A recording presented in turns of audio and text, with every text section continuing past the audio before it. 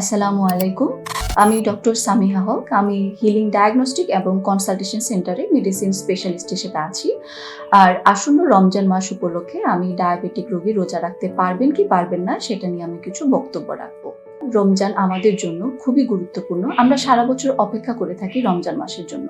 কিন্তু ডায়াবেটিস যাদের আছে তারা সবসময় ভয় থাকেন যে আমরা রোজা রাখতে পারবো কি পারবো না। কিছু বৈশিষ্ট্য আছে যে কারা রোজা রাখতে পারবেন এবং কারা পারবেন না।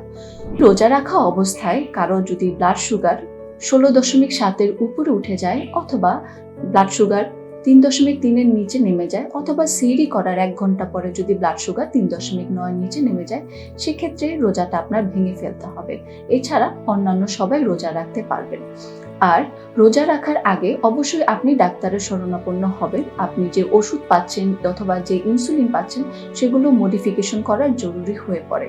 তো আপনি আপনার ডাক্তারের পরামর্শ অনুযায়ী আপনি সেভাবে নির্ধারণ করতে পারবেন যে রোজা রাখতে পারবেন কি পারবেন না। এছাড়াও আরো কিছু বৈশিষ্ট্য থাকে, যেমন যদি কারো ডায়াবেটিসের সাথে কারো হার্ট অ্যাটাক হয়ে থাকে 3 মাসের মধ্যে, অথবা কোনো ডায়াবেটিস রোগী ডায়ালাসিস পাচ্ছেন এরকম যদি হয়, অথবা যার বারবার হাইপোগ্লাইসেমিয়া হয় কিন্তু বুঝতে পারেন না, এই ধরনের রোগীকে আমরা রোজা রাখার জন্য না বলে থাকি। এবং যদি আপনার আরো কিছু জানার থাকে অবশ্যই আমি এই নিয়ে কথা বলবো। আজকের জন্য আমি আপনাদেরকে ধন্যবাদ দিয়ে আমার ভিডিও শেষ করছি। আসসালামু আলাইকুম।